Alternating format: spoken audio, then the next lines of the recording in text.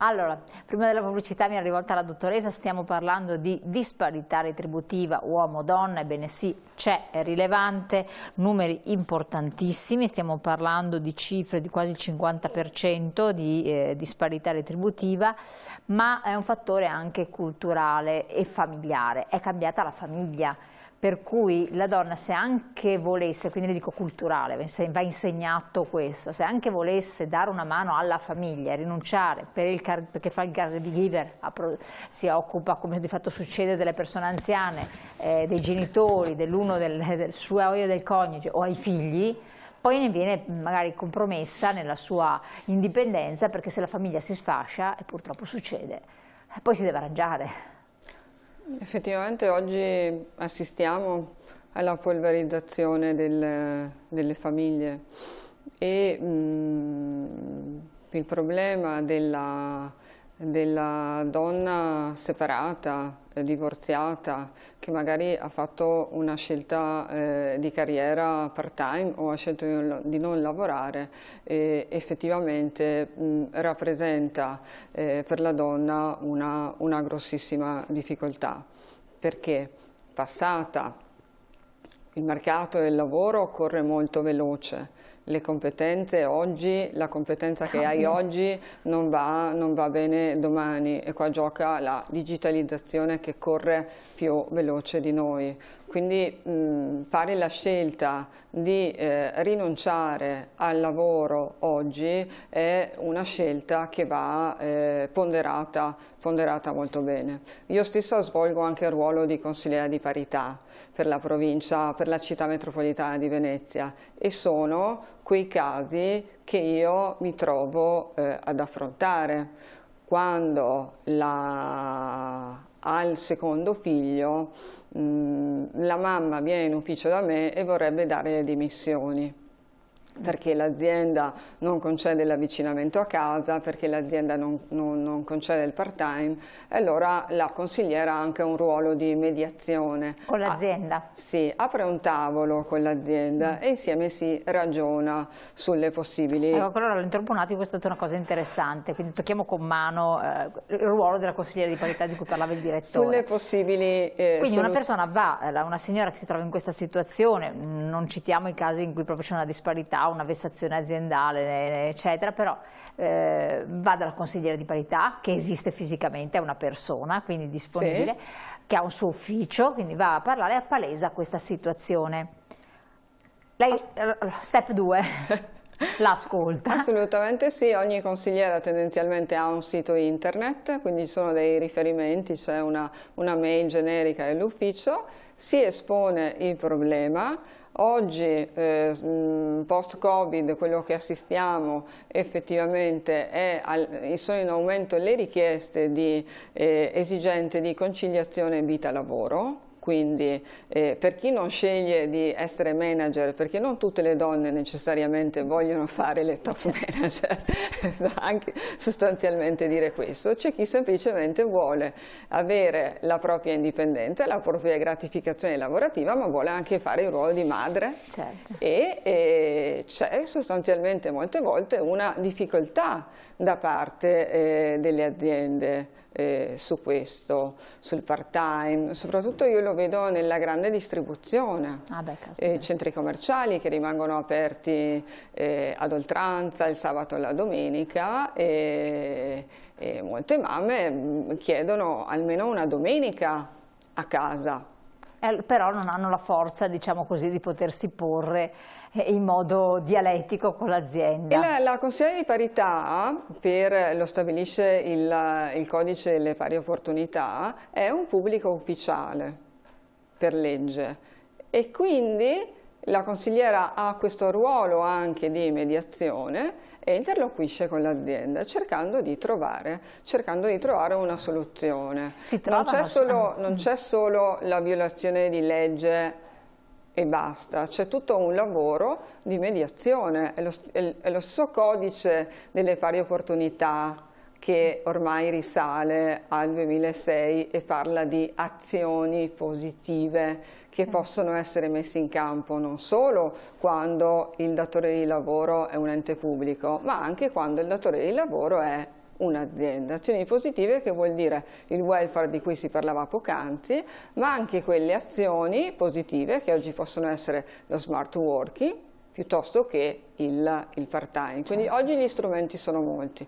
Molte volte quando l'azienda è grande, quando è una multinazionale, è difficile parlare con gli apicali, con le risorse umane. E la consigliera di parità può essere uno snodo per arrivare al vertice. Perché sono tenuti ad ascoltarla, essendo un pubblico ufficiale, sono tenuti ad ascoltarla. In genere che tipo di risposta riceve, a seconda poi del tipo di azienda? Perché poi a volte non è neanche semplice parlare con l'imprenditore senza che sia a livelli apicali, multinazionali, eccetera. Le risposte sono sempre positive. Quindi riusciamo sempre, la maggior parte delle volte riusciamo a trovare la quadratura del cerchio. Senza compromettere il lavoro attivamente. Molte volte c'è veramente la difficoltà di far arrivare all'interlocutore giusto ciò che si vorrebbe sul proprio posto di lavoro. Attraverso un organismo esterno, indipendente e istituito dal legislatore, il più delle volte si riesce.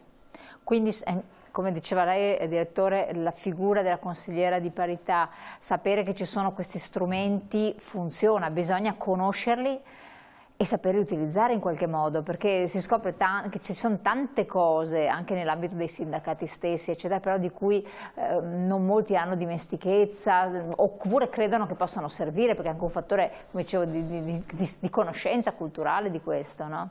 Sì, io credo che ci sia un sistema istituzionale che è stato pensato in modo anche semplice per affrontare alcuni problemi come questo e che se usato può portare a delle soluzioni.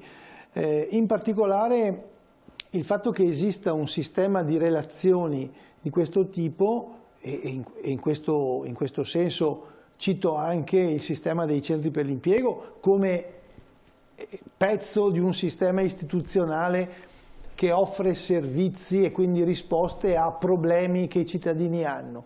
Il problema del lavoro, uno dovrebbe alzare la mano e andare a rivolgersi al centro per l'impiego, oltre a tutte le altre agenzie che ci sono sul territorio. Da questo punto di vista è importante soprattutto, come dire, la messa in moto della persona nei confronti di questi punti di riferimento istituzionali che sono lì per offrire delle soluzioni, per offrire una strada su cui trovare una soluzione. Da questo punto di vista è importante la messa in moto della persona e in questo senso avere un'idea di tutte queste, di questa mappa di organismi che sono al servizio delle persone, è come se fossero dei piccoli medici di base, chi per il lavoro, chi per il tema delle disparità di genere e chi per altre questioni, che rappresentano un punto nel quale affrontare il problema e poter identificare la soluzione in termini, per esempio, di qual è lo specialista che mi può aiutare sul lavoro piuttosto che sull'aspetto di genere o quant'altro. Quindi in questo caso io credo che il punto educativo sia fare in modo che il cittadino non veda queste organizzazioni semplicemente come dei distributori di cose, quanto degli interlocutori con cui affrontare il problema e trovare delle strade di soluzione. E questo implica evidentemente la libertà del cittadino che si mette in moto non solo per ricevere un prodotto, ma per, come dire, instradarsi in una strada per la soluzione. Certo, questo è importantissimo. Dottoressa, sulla base della ricerca che avete condotto, dei dati a disposizione della sua esperienza come consigliera di parità, Ci sono dei passi che sono stati portati avanti senza dubbio da parte delle aziende. Si parla tanto di sostenibilità ambientale di vario genere, però quando si parla di sostenibilità sociale a volte si pensa alla disabilità, ma non si pensa a una sostenibilità sociale, per esempio, del lavoro da parte delle donne. Quindi dei sistemi premiali o penalizzanti per le aziende, per far sì che questo passo avanti non ci vogliano, so che è stato fatto un calcolo di non so quanti anni per raggiungere la parità retributiva che ci vorrebbero, c'è una cosa impressionante, 2145, l'effettiva parità retributiva potrebbe essere raggiunta secondo alcuni studi che sono stati condotti nel 2145, cioè, se si va avanti, c'è una cosa spaventosa. Allora, nel 2021 è stata introdotta a livello di normativa nazionale la certificazione sulla parità di genere, quindi le aziende che si certificano hanno un contributo rispetto all'assunzione femminile, e questa sostanzialmente è una buona cosa per incentivare l'occupazione femminile. La Regione, dal canto suo, con la legge e l'istituzione del registro imprese virtuose, non sono molte le regioni in Italia che hanno istituito questo registro. Questo tipo di registro. Sono la Campania, che ci ha preceduto di pochissimi mesi, la Regione Lazio e la Regione Piemonte. Quindi al momento le regioni sono 4. Ma che cosa vuol dire? Cioè, l'azienda che vantaggio ha a iscriversi in questo registro? Allora, perché uno dice sempre da Autodesk. Al momento il legislatore regionale ha detto che ci sarà un incentivo per chi si iscriverà. Siamo in fase di definizione della normativa e anche degli incentivi che le aziende sostanzialmente avranno. Per l'azienda oggi io credo che la certificazione non valga solo in termini di sgravio di contributi, ma valga anche rispetto al suo valore morale, etico, di sostenibilità sul mercato. Quindi essere certificati con le 1000 certificazioni che ci sono oggi, o essere iscritto nel registro imprese virtuose, vuol dire che al tuo interno hai posto delle misure che aiutano. Ma dovrebbe essere che ad esempio non puoi partecipare ai bandi di concorso pubblici, per esempio, dico, c'è delle penalità alle gare, allora... Sì, questa è una cosa che il legislatore sta assolutamente guardando, il fatto di essere iscritti al registro imprese virtuose, avere un punteggio maggiore rispetto a quando partecipi alle gare appalti. Perché questo già lo prevede la certificazione, lo prevede già la certificazione di parità, e sono tutti quegli strumenti che ci aiutano a fare quel cambio di mentalità, a fare quel cambio di prospettiva che probabilmente noi da soli oggi, senza gli strumenti normativi, non riusciamo. Però bisogna vedere al di là del ritorno fine a se stesso. Qualche tempo fa si parlava molto di responsabilità sociale di impresa, no? Si parlava molto di essere... di dare, l'imprenditore non è solo colui che prende, ma anche colui che apre la sua azienda in un determinato contesto, in un determinato territorio, magari mette dei fondi per aprire anche un asilo nido e lo apre anche per la comunità. E questo lo fa sì per rendere più agevole la vita dei propri dipendenti, ma lo fa anche per dare un ritorno alla comunità, quindi dà anche alla comunità, quindi non è solo colui che prende che fa ricchezza. Quindi infatti usare il termine, abbiamo usato il termine registro imprese virtuose. La campagna, mi preme dire, coinvolgerà anche le scuole. Perché infatti bisogna fare cultura e formazione fin dall'inizio, se non lo fanno le famiglie. Noi faremo un passaggio, faremo anche delle lezioni, faremo anche degli incontri formativi nelle scuole, sempre con il coinvolgimento delle consigliere di parità, e poi faremo anche degli incontri con le aziende venete per raccontare di questo nuovo strumento del registro imprese virtuose. Quindi è un lavoro che facciamo in squadra, che facciamo in sinergia con il contesto. Beh, insomma, dai, l'intento è senza dubbio buono, poi bisogna sperare che ci sia anche la sensibilità e l'apertura. È un momento buono, direttore per il lavoro? Quali sono un po' i trend occupazionali? Cioè, dal punto di vista economico per il nostro paese non è un periodo fantastico, dove abbiamo il PIL che è in precipizio e l'inflazione che sale, i tassi di interesse che sono anche quelli alle stelle e il commercio internazionale punto di domanda. Voi però tirate una riga e arrivando a ottobre che cosa possiamo dire?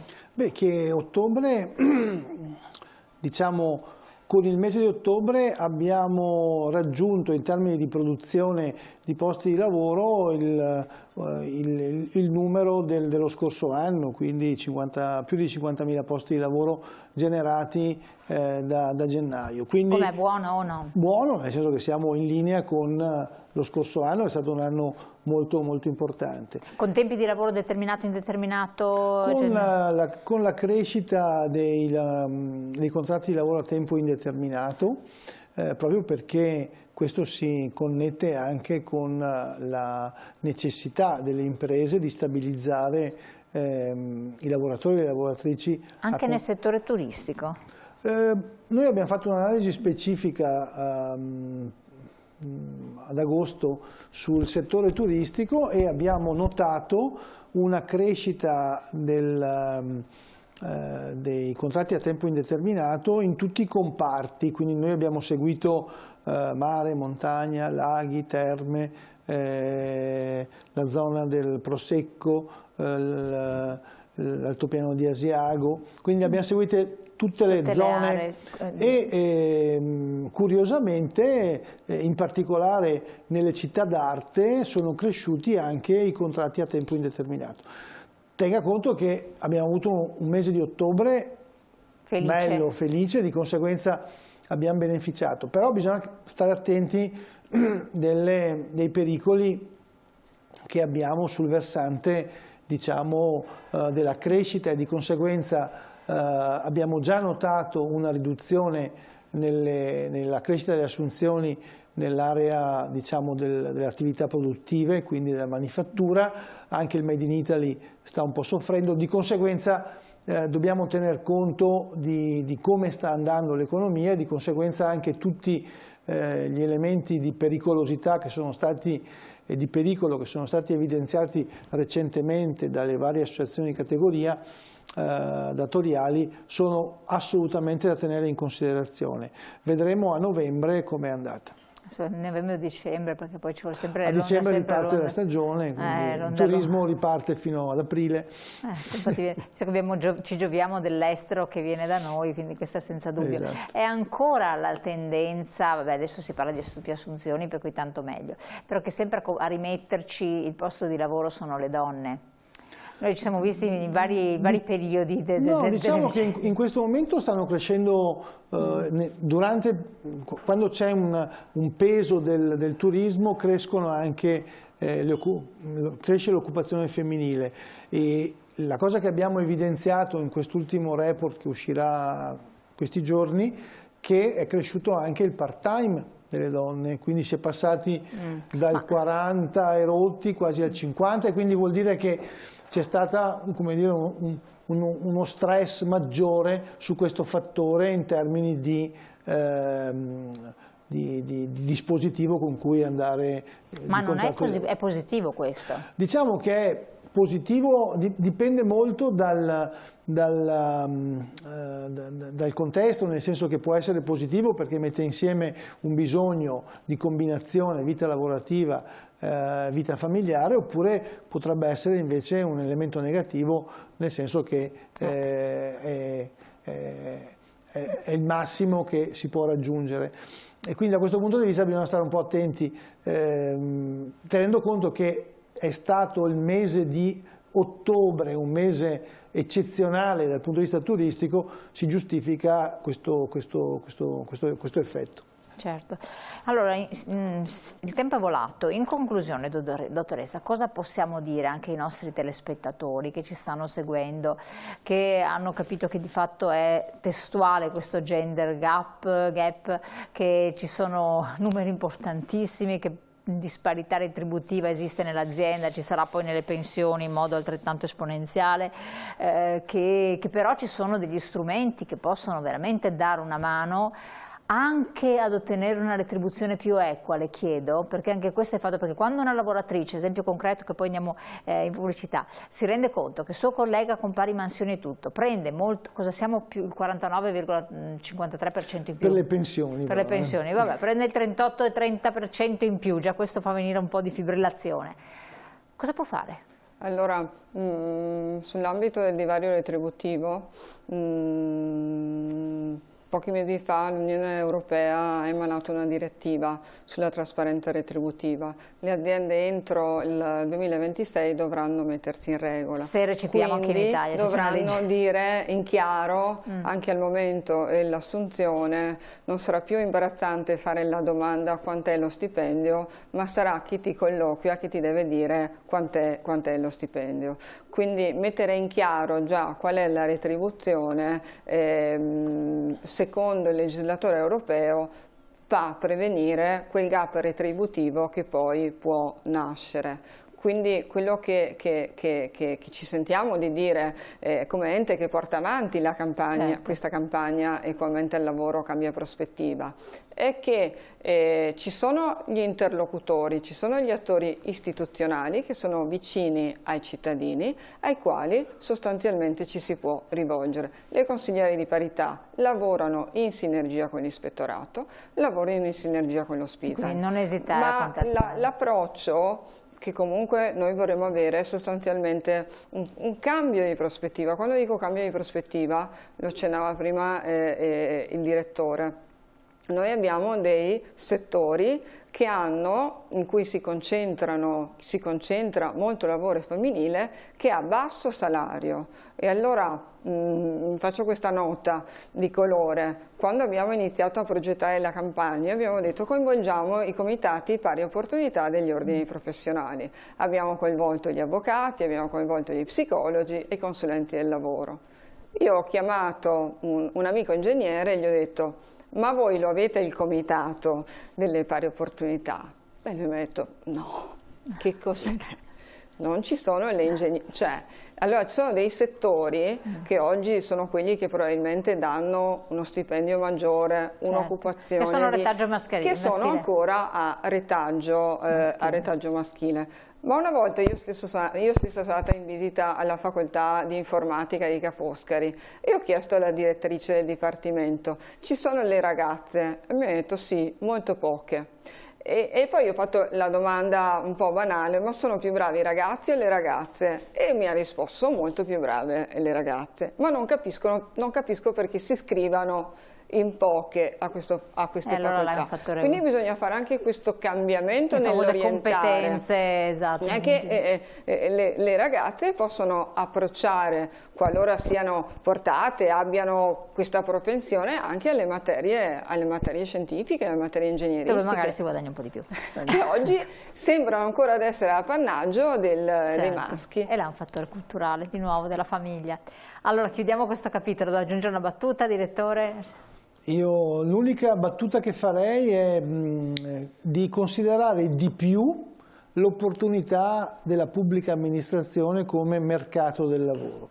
Questo vale chiaramente per tutti i maschi e per le femmine, ma io credo che in particolare per le donne possa rappresentare una opportunità molto interessante legata proprio alla conciliazione e anche alla finalità che la pubblica amministrazione ha, certo, di dialogare con tutti i cittadini. Deve rispolverarsi ed essere d'appeal anche per i più giovani. Certo. Allora, grazie direttore, grazie dottoressa di essere stati qui con noi. Cari telespettatori, vi lascio naturalmente alla pubblicità, poi noi continuiamo con le nostre interviste d'approfondimento e a tra poco.